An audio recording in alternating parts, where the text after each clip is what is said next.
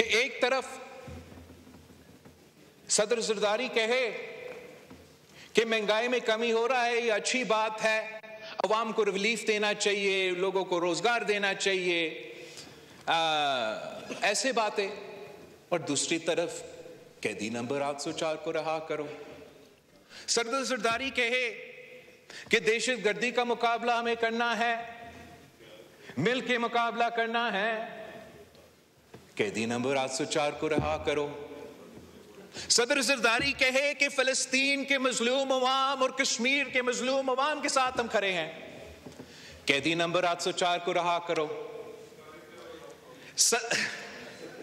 صدر زرداری کہے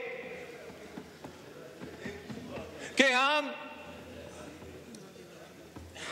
نیا کلاس کا مخالفت کرتے ہیں، کوئی نیا پوزیشن نہیں ہے۔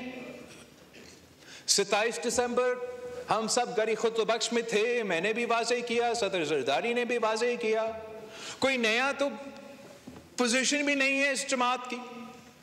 جب ان کے حکومت نے 2 کنالز کی اجازت کی، ہم آن ریکارڈ پہ ہے ان کا مخالفت کرتے آ رہے تھے۔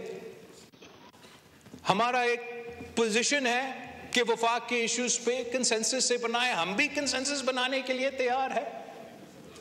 میں تو سمجھتا ہوں کہ گرین پاکستان